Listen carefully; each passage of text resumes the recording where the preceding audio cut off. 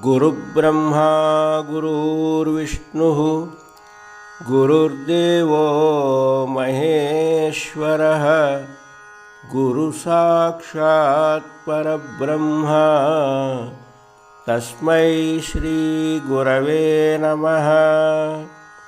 स्थापकाय च धर्मस्य सर्वधर्मस्वरूपिणे अवतारवरिष्ठाय श्रीतत्त्वानन्दस्वामिने नमः।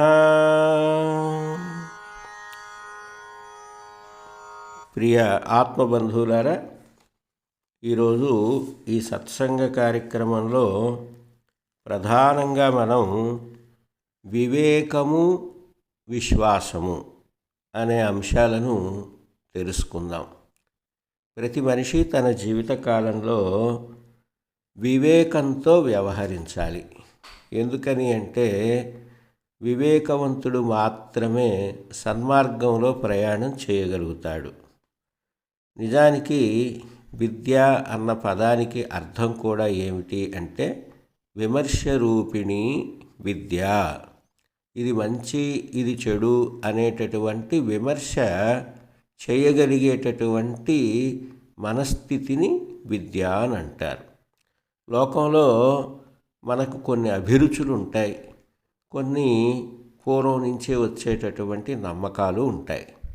ఈ కారణం వల్ల మనిషి తన వివేచనను ఉపయోగించకుండా తన అభిరుచికి అనుకూలంగానో తన నమ్మకానికి అనుకూలంగానో జీవితాన్ని గడుపుతూ ఉంటాడు. అలా గడిపేటప్పుడు అనేక రకాల పొరపాట్లు కూడా జరుగుతాయి. అందుకని మనిషి ఏం చేయాలి అంటే వివేకముతో ఆలోచన చేయాలి. మన జీవన విధానం ఏ విధంగా ఉంది, ఏ విధంగా ఉంటే ఉన్న స్థితి కంటే ఉన్నతమైన స్థితికి మనం వెళ్ళగలుగుతాము అనేది గమనించినట్లయితే మన జీవితం చాలా సుఖప్రదంగా, ఆనందమయంగా మారుతుంది. మనం ఎన్నో రకాల లోక వ్యవహారాలు చూస్తూ ఉంటాం. చాలామంది వారి ఏ ఆహారపు అలవాట్లు కలిగి ఉంటే అదే సరైనది అనే అభిప్రాయాన్ని కూడా కలిగి ఉంటారు. ఎవరికి వారు తాము ఆలోచించే విధానమే శ్రేష్టమైనది అని కూడా అనుకుంటారు. అయితే ఎప్పుడు ఎలా ఆలోచించాలి అంటే ఏదైతే వ్యక్తిగా మనకి, మనం చేసే పని వల్ల సమాజానికి మేలు జరుగుతుందో అది మంచి కార్యంగా మనం గుర్తించాలి. ఒక గురువుని మనం అనుసరించేటప్పుడు కూడా ఇదే వివేకాన్ని ప్రదర్శించాలి. ఏ గురువులో అయితే స్వార్థం లేదో, ఏ గురువు మాట శాస్త్రీయంగా ఉందో, ఏ గురువు యొక్క అభిప్రాయాలు లోక కళ్యాణకారకంగా ఉన్నాయో అటువంటి గురువుని అనుసరించడం అనేది ఎంతో అవసరం. అలాంటి గురువుని అనుసరించి మనం గినక యోగ మార్గంలో ప్రయాణం చేస్తూ ఉంటే భౌతికమైన శరీరం ఆరోగ్యంగా ఉంటుంది, మనస్సు శాంతియుతంగా ఉంటుంది, ఆత్మానందం కూడా కలుగుతుంది. ఈ మూడు ఎవరికైతే లభిస్తాయో వారే పరిపూర్ణ ఆరోగ్యవంతులు. ఎప్పుడైతే మనం ఒక మార్గంలోకి ప్రయాణించామో ఆ మార్గంలో ప్రయాణించేటప్పుడు మన గురువు మీద, మన మీద మనకి పరిపూర్ణమైన విశ్వాసం ఉండాలి. అందుకే భగవద్గీతలో కూడా కృష్ణ భగవానుడు చెప్తాడు, అనన్యాశ్చింతయంతో మాం ఏ జనాః పర్యుపాసతే తేషాం నిత్యాభియుక్తానాం యోగక్షేమం వహామ్యహం. ఎవరైతే సందేహం లేకుండా నన్ను పరమాత్మగా విశ్వసించి నా యందే మనస్సు నిలిపి నన్నే ధ్యానిస్తూ ఉంటారో సర్వకాల సర్వావస్థలలోనూ నా పట్ల విశ్వాసంతో ఉంటారో వారి యొక్క యోగక్షేమాలను నేనే చూస్తాను అని అన్నారు. ఇది యథార్థం. మనకే అప్పుడప్పుడు సందేహాలు వస్తూ ఉంటాయి. ఎప్పుడైనా నేనేమనుకుంటానంటే, ఒక మార్గంలో మనం ప్రయాణించే ముందే మన సందేహాలను నివృత్తి చేసుకోవాలి. ఆ మార్గంలోకి అడుగుపెట్టి ప్రయాణిస్తూ ఉన్నప్పుడు కూడా సందేహాలు వస్తూ ఉన్నట్లయితే మరి ఆ మార్గంలో మనం సరిగా ఆనందాన్ని పొందలేం.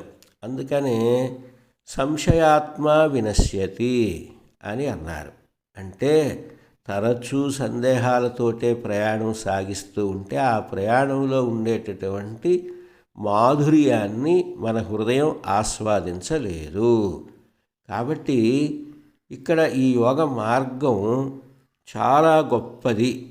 మనం ఎలా అర్థం చేసుకోగలం ఆ గొప్పదనాన్ని అంటే, ఏదైతే మనకు రుణ విముక్తిని కలిగిస్తుందో అది చాలా గొప్పది. అంతే కదా. తండ్రి అప్పులు చేసి కొడుకుకు ఆస్తులు ఇవ్వడానికి బదులుగా అప్పులు ఇచ్చి వెళ్ళాడనుకోండి, ఆ కొడుకు తండ్రి చేసిన అప్పులన్నిటినీ తీరుస్తూ ఉండవలసి వస్తుంది. అదే తండ్రి ఆస్తి ఇచ్చి వెడితే కొడుకు ఆ ఆస్తులతో భోగాలు అనుభవిస్తాడు. అట్లాగే మనం కూడా పుట్టుకతోనే కొంత అప్పుతో పుడుతున్నాం.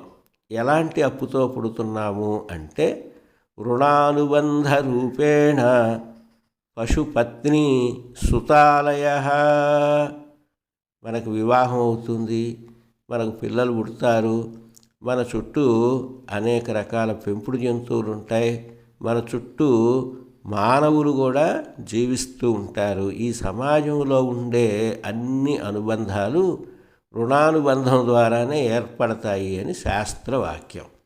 నిజానికి మనిషి మనం పుడుతూనే దేవరుణాన్ని, ఋషి రుణాన్ని, పితృ రుణాన్ని, మనుష్య రుణాన్ని, భూత రుణాన్ని కలిగి ఉంటాం. మనకి ఈ సంగతి తెలియదు. దేవరుణాన్ని ఎక్కడ కలిగి ఉన్నాము అంటే, పాంచభౌతికమైన ఈ శరీరం ఆవిర్భవించిన తర్వాత ఆ శరీరంలో ఉచ్ఛ్వాస నిశ్వాస రూపమైనటువంటి ఒక కదలిక చైతన్యం వస్తుంది. ఆ చైతన్యం ఆత్మ చైతన్యం. అలాంటి చైతన్యం దైవదత్తమైనది కాబట్టి దేవరుణాన్ని కలిగి ఉంటాం. ఈ దేవరుణాన్ని ఏ విధంగా తీర్చుకుంటాము అంటే, తస్య వాచకః ప్రణవః. ప్రణవనాదాన్ని అనుసంధానం చేయటం ద్వారా, ధ్యానించడం ద్వారా దేవరుణం తీరిపోతుంది. ప్రణవనామం అంటే ఓంకారము. మనం చూడండి, యోగాభ్యాసం చేసేటప్పుడు మొట్టమొదటే ఓంకారం చేస్తాం. అంతేకాదు, సభ్యులు ఎవరైతే హాజరవుతారో వారందరి యొక్క నామాలు పిలిచినప్పుడు మేము వచ్చాము అని తెలియచెప్పేందుకు చేసే శబ్దం కూడా ఓంకారమే. ఎంత విశేషమైనదో చూడండి. ఓంకారనాదాన్ని అనేక పర్యాయాలు శ్రవణం చేసే భాగ్యం ద్వారా మనకు ఇక్కడ దేవరుణం తీరుతుంది. ఇక ఋషి రుణం అంటే ఆచార్యులు, గురువులు జ్ఞానాన్ని బోధిస్తారు మనకి. అందుకనే అజ్ఞానతిమిరాంధస్య జ్ఞానాంజన శలాకయ చక్షురున్మీలితం యేన తస్మై శ్రీ గురవే నమః అన్నారు. ఎప్పుడైతే ఈ అజ్ఞానం అనేటటువంటి అంధకారం తొలగిపోవడానికి మన కంటికి కాటుకలాగా జ్ఞానం అనేటటువంటి కాటుకను పూసి స్వచ్ఛమైనటువంటి సంఘాన్ని చూపించేటటువంటి మహత్తర స్వరూపం గురువు. అలాంటి గురువు యొక్క వాక్యాన్ని అనుసరించు, గురువుగారి యొక్క ఉద్దేశానికి అనుగుణంగా మనం చేసే కార్యాలన్నీ గురు శుశ్రూష కిందకు వస్తాయి. కాబట్టి గురువుకి హాని అనేది ఎప్పుడు తలపెట్టకూడదు. గురువు చెప్పిన వాటిల్లో సందేహాలుంటే ఆ గురువునే అడిగి నివృత్తి చేసుకోవాలి తప్ప గురువు యొక్క మార్గానికి భిన్నంగా వర్తించకూడదు. అట్లాగే మరొక గొప్ప విశేషం, అదేమిటి అంటే మనుష్య సేవ. మనం మానవ సమాజంలో ఉన్నాం. ఈ మానవ సమాజంలో ఉన్నప్పుడు మానవులుగా మన కర్తవ్యం ఏమిటి అంటే తోటి మానవులకు కూడా మనం శక్తి కొలది సహాయ సహకారాలను అందిస్తూ ఉండాలి. అందుకనే మానవ సేవయే మాధవ సేవ అన్నారు. అలా చేసినప్పుడు మనుష్య రుణం తీరుతుంది. యోగాన్ని నేర్పడంలోనూ నేర్పే గురువుకి సహకరించడంలోనూ మనుష్య సేవ జరుగుతూ ఉంటుంది. వారి యొక్క ఆరోగ్యం, మనశ్శాంతి, ఆత్మబలాన్ని చేకూర్చే విషయాలు ఇవన్నీ కూడా అందుతాయి గనక ఇది మనుష్య సేవ. అదేవిధంగా పితృ రుణాన్ని తీర్చుకోవటం.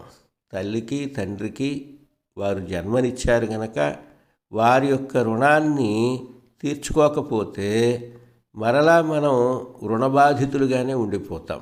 రుణం వ్రణం అనేవి అంటే అప్పు పుండు, ఈ రెండు శేషం ఉండకూడదట. అందుకే రుణశేషం ఉన్నా వ్రణశేషం ఉన్నా ఆ జీవితం చాలా కష్టాలమయం అవుతుంది. కనుక తల్లి తండ్రి యొక్క ఆదర్శం ఏదైతే ఉందో ఆ ఆదర్శాన్ని మన జీవితంలో పాటిస్తూ వారి పేరు మీద వారు జీవించి ఉంటే వారికి దేహ సౌఖ్యాన్ని కలిగించాలి. వారు అమరులై ఉంటే వారి పేరు మీద సత్కార్యం చేయాలి.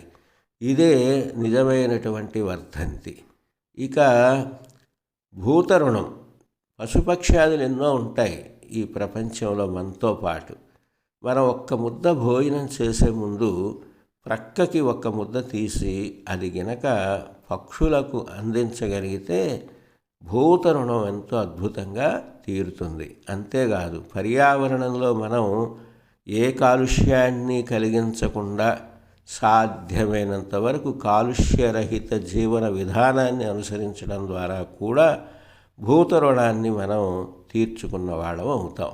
మనం యోగయుక్తమైన ఆహారం తీసుకున్నప్పుడు కాలుష్యం చాలా తగ్గుతుంది. ప్రాణాయామం చేసినప్పుడు, ఆసనాలు వేసేటప్పుడు, శ్వాస నియమాన్ని పాటించేటప్పుడు కూడా కాలుష్యం తగ్గుతుంది. అలాగే యోగయుక్తమైన జీవన విధానం చాలా సరళంగా ఉంటుంది కనుక ఈ సరళమైన జీవన విధానం ద్వారా మానవ సమాజంలో అనేక రకాల కాలుష్యాలు నివారింపబడి ఆలోచనలో ఉండే కలుషితం కూడా పోయి శాంత స్థితి అనేది ఏర్పడుతుంది.